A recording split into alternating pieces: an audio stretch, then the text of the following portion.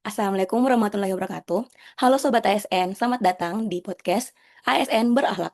Pada kesempatan kali ini, kami akan mengangkat tema apa, mengapa, dan bagaimana pelayanan publik berakhlak dalam pelaksanaan tugas sebagai ASN di lingkungan Kementerian Perhubungan. Bersama saya selaku host, perkenalkan nama saya Dwi Febrianti dari UPBU Kelas 3 Matahora Wakatobi. Dan rekan-rekan saya. Saya Indri Almnurieka dari kantor UPBU kelas 3 Maimun Saleh, Sabang. Perkenalkan, saya Adolf Valentinus Manungkalit dari kantor UPBU kelas 2 Iskandar, Pangkalan Bun, Kalimantan Tengah. Perkenalkan, nama saya Muhammad Sandi, asal dari UPP Tinggi Kenalkan, nama saya Rafael Evan Pradika, saya dari PPKB Inobonto, PPTD kelas 2 Sulawesi Utara. Nah, oke, udah perkenalan semua. Nah, teman-teman, sebelum kita masuk lebih jauh, bagaimana sih ASN sebagai pelayan publik menurut teman-teman sekalian? Mungkin dari Mbak Indri? Baik, terima kasih untuk pertanyaannya. Menurut saya pribadi, pelayanan publik bukan sekedar menjalankan tugas administratif, tetapi juga bagi kita sebagai seorang ASN, pelayanan merupakan bentuk pengabdian kita kepada masyarakat. Karena itu, setiap pelayanan harus berlandaskan nilai-nilai ASN, yaitu berakhlak. Nilai ini dapat kita jadikan juga sebagai pedoman untuk memberikan pelayanan yang berfokus pada kepuasan masyarakat. Oke, nah ada lagi nih, bagaimana sih yang dimaksudkan dengan pelayanan publik berakhlak menurut teman-teman? Mungkin dari Saudara Adolf? Baik, terima kasih Mbak atas pertanyaannya. Eh, Menurut saya itu pelayanan publik berhalak adalah pelayanan yang dilaksanakan berdasarkan 7 nilai dasar ASN, yaitu yang pertama ada berorientasi pelayanan, akuntabel, kompeten, harmonis, loyal, adaptif, dan kolaboratif. Jadi nilai-nilai tersebut bukan hanya sebuah slogan ya Mbak. Jadi kita harus wujudkan, kita harus aplikasikan dalam perilaku kita sehari-hari ketika melayani masyarakat yang kita hadapi di setiap harinya pastinya. Jadi dalam sektor perhubungan ini, masyarakat mengharapkan layanan transportasi itu kan aman, nyaman, tepat waktu, dan mudah diakses. Dan yang terutama itu memberikan sebuah kepastian. Jadi itu tanggung jawab kita untuk menjawab semua pertanyaan-pertanyaan, semua harapan-harapan dari masyarakat. Oleh karena itu, setiap ASN di lingkungan Kementerian Perhubungan memiliki tanggung jawab yang sama untuk menghadirkan pelayanan terbaik bagi nusa, bangsa, dan pastinya untuk kementerian kita yaitu Kementerian Perhubungan. Terima kasih, Mbak. Oke, makasih. Kemudian ada lagi pertanyaannya nih. Menurut teman-teman, mengapa pelayanan publik berakhlak itu sangat penting dalam menjalankan tugas? Mungkin dari Mas Sandi? Ya, makasih Mbak pertanyaannya. Kalau menurut saya sih, kalau dibilang sangat penting sekali. Soalnya pelayanan publik ini kan merupakan wajah pemerintah di mata masyarakat. Apalagi kan pengalaman-pengalaman masyarakat saat mengurus perizinan, terus mencari informasi atau menggunakan fasilitas transportasi, itu akan membentuk tingkat kepercayaan terhadap pemerintah. Terus apalagi kita-kita ini yang di sektor transportasi, itu memiliki risiko keselamatan yang sangat tinggi. Kesalahan kecil dalam pelayanan itu berdampak sangat besar sekali buat keselamatan dari manusianya sendiri. Terus kelancaran distribusi barang maupun aktivitas ekonomi. Masyarakat saat ini tuh nuntutnya pelayanan tuh yang cepat, transparan, dan mudah. ASN juga dituntut mampu mengikuti perkembangan teknologi sekaligus menjaga kualitas pelayanan tanpa mengabaikan aturan yang berlaku. Gitu sih Mbak, dari saya. Oke, nah sekarang kita masuk pada bagian yang paling menarik nih. Bagaimana sih implementasi ketujuh nilai berakhlak tersebut dalam pekerjaan kita sebagai seorang ASN? Mungkin dari Mas Rafael? Ya baik, kalau kita bicara tentang nilai pertama, yaitu berorientasi pelayanan. Menurut saya ini adalah fondasi utama bagi setiap ASN, Mbak. Jadi sebab pada dasarnya kita hadir untuk melayani masyarakat. Artinya, setiap pekerjaan yang kita lakukan harus memberikan manfaat, memberikan kepastian, dan mampu menjawab kebutuhan dari masyarakat. Pelayanan yang baik bukan hanya soal cepat selesai, tetapi juga bagaimana kita bersikap ramah, sopan, responsif, dan mampu memberikan solusi. Masyarakat tentu juga ingin dilayani dengan baik, didengarkan, dan diberikan penjelasan yang mudah dipahami. Nah, kalau dari pekerjaan saya sendiri ya sebagai petugas transportasi darat, nilai ini saya terapkan ketika memberikan pelayanan kepada para pengemudi angkutan barang yang datang ke PPKB. Misalnya saat saya melakukan pemeriksaan kendaraan, saya berusaha menjelaskan hasil pemeriksaan ataupun hasil penimbangan dengan bahasa yang mudah dimengerti. Lalu jika ditemukan pelanggaran, saya juga memberikan edukasi mengenai aturan yang berlaku serta langkah-langkah yang harus dilakukan. Jadi masyarakat mudah memahami bahwa tugas kami bukan hanya semata-mata melakukan penindakan, tetapi juga memberikan pembinaan demi keselamatan bersama. Begitu, Mbak. Oke, mungkin ada contoh gambaran implementasi yang lain. Mungkin dari Mbak Indri? Baik, kalau dari saya sendiri, saya akan tambahkan dari sisi kelistrikan bandara sesuai dengan jabatan saya saat ini, dari nilai akuntabel. Buat kami di teknik listrik itu sering sekali dan suatu kewajiban untuk mencatat logbook pemeliharaan panel listrik dan jam jalan genset secara presisi dan jujur. Eh, jadi memasukkan data itu sangat diharamkan kalau di jam-jam inspeksi bandara. Kalau jadwal pergantian oli genset atau pengujian baterai UPS harus dilakukan dan harus dieksekusi dan juga harus dicatat di logbook. Nah, laporan teknis yang inilah yang harus dipertanggungjawabkan 100% demi mencegah kelistrikan mati mendadak. Itu merupakan implementasi dari nilai akuntabel. Kalau dari Mas Adolf nih, kira-kira bagaimana sih implementasi dari ketujuh nilai berakhlak dalam pekerjaan kita sebagai ASN? Baik, terima kasih Mbak. Mungkin saya ingin menambahkan pada nilai-nilai berakhlak yaitu kompeten. Mungkin saya juga kurang lebih sama ya Mbak. Saya dari bidang teknik listrik seperti Mbak Indri. Jadi yang pertama itu kita itu harus mengetahui regulasi-regulasi yang ada di setiap pekerjaan. Untuk saya sendiri, saya mempelajari setiap regulasi yang berlaku untuk teknisi sebagai pengawas operasional bandar udara bidang kelistrikan di bandar udara agar kita itu bisa menjalankan seluruh tugas kita itu seluruh tupoksi kita sesuai dengan peraturan, sesuai dengan regulasi yang ada. Juga saya dan seluruh senior-senior di unit listrik itu aktif dalam pelaksanaan seperti upgrading bagi pegawai-pegawai yang memiliki latar belakang pendidikan diploma 3, aktif untuk mengikuti jika sudah diperbolehkan, sudah diizinkan, dan sudah ada perintah dari atasan untuk mengikuti upgrading, upgrade menjadi D3 PS1, kami aktif untuk melaksanakannya dan aktif untuk mengikuti pelatihan diklat-diklat yang diselenggarakan oleh beberapa badan pelatihan.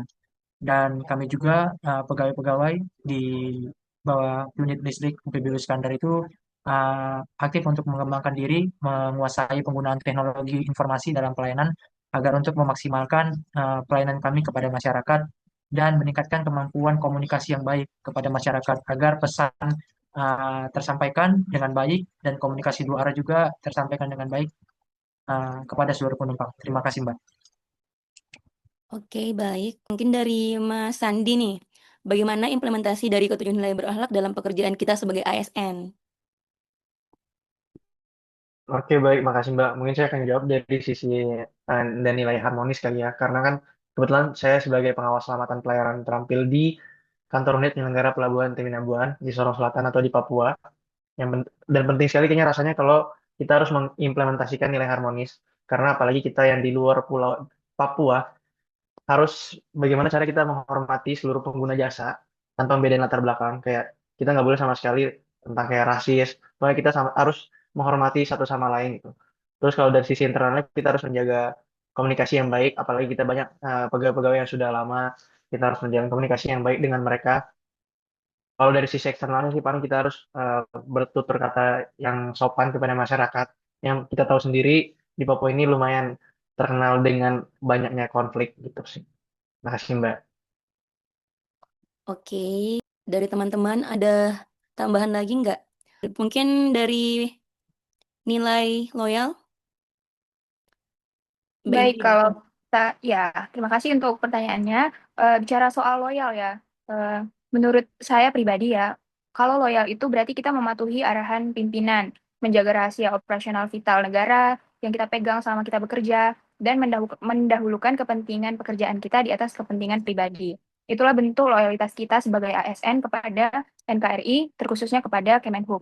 Contoh kecilnya lagi, seperti kita yang ditugaskan di bagian operasional. Seringkali kita mendapatkan shift-shift yang mengharuskan kita bekerja di hari libur nasional atau hari weekend gitu. Menurut saya kalau kita udah bisa menempatkan diri, kita mau bekerja di hari-hari libur, di saat orang bisa tidur atau holiday mungkin, itu merupakan bentuk loyal kita kepada NKRI. Terima kasih. Oke. Dari teman-teman ada tambahan lagi untuk nilai adaptif mungkin sebagai seorang ASN? Uh, Baik, Mbak. Untuk poin nilai adaptif, saya aja menambahkan, terutama kita ya sebagai generasi muda, uh, untuk adaptif ini kita sangat dituntut pastinya untuk memanfaatkan teknologi digital dalam pelayanan publik. Jadi kita ini dengan atau istilah Gen Z ya, Jadi pastinya kita harus berpartisipasi, kita harus menjadi garda terdepan untuk memanfaatkan menggunakan teknologi dengan baik. Kita juga mungkin dapat membantu senior-senior yang mungkin umurnya di atas kita yang kurang melek akan teknologi. Kita harus berperan aktif, jadi seluruh pegawai-pegawai di UPT masing-masing dapat memahami, memanfaatkan teknologi dengan baik. Jadi kita bisa menyesuaikan pelayanan yang sekarang dengan perkembangan kebutuhan masyarakat yang pastinya sekarang itu berbasis dengan teknologi. Jadi semoga kita juga uh, dari peserta Latsar ini yang rata-rata pada umumnya Gen Z dapat cepat beradaptasi terhadap perubahan-perubahan. Semoga semakin cepat dapat mengikuti perkembangan zaman dan juga kita aktif dalam mendorong, aktif dalam memberikan inovasi terkait pelayanan publik agar lebih efektif dan efisien. Terima kasih, Mbak. Oke, sama-sama. Kemudian yang terakhir ada nilai kolaboratif. Ada tambahan dari teman-teman? Mungkin Mas Rafael atau Mas Sandi? Udah aku Mbak. Sebentar. Oke. Baik, untuk nilai terakhir itu yaitu nilai kolaboratif ya. Menurut saya, pelayanan publik itu tidak mungkin dilakukan sendirian kan. Jadi dibutuhin kerjasama dan sinergi dengan berbagai pihak agar tujuan pelayanan dapat tercapai. Kita juga harus membangun komunikasi dan koordinasi yang baik, baik dengan sesama pegawai maupun dengan instansi lain yang memiliki tugas dan fungsi yang saling berkaitan. Kalau saya sendiri sebagai petugas di PPKB, kami itu sering berkoordinasi dengan kepolisian, dengan dinas perhubungan setempat atau daerah, maupun dengan instansi terkait lainnya untuk pelaksanaan pengawasan angkutan barang dan kegiatan keselamatan transportasi. Melalui kolaborasi tersebut, setiap permasalahan di lapangan dapat diselesaikan dengan cepat dan pelayanan yang kepada masyarakat yang menjadi semakin optimal. Begitu sih, Mbak. Oke. Terima kasih.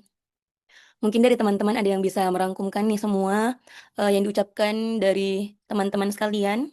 Bagaimana nilai berakhlak dalam pekerjaan kita sehari-hari? Mungkin dari Mas Rafael. Ya, baik, mungkin bisa saya sampaikan. Baik, kalau kita rangkum dari pembahasan tadi, sebenarnya ketujuh nilai berakhlak itu bukanlah nilai yang berdiri sendiri, melainkan saling mendukung dalam pelaksanaan tugas sebagai ASN. Setiap nilai memiliki peran dan sama pentingnya dalam mewujudkan pelayanan publik yang berkualitas. Yang pertama itu prioritasasi pelayanan yang mengingatkan kita untuk selalu mengutamakan kebutuhan masyarakat dan memberikan pelayanan yang ramah, cepat, serta berfokus pada solusi.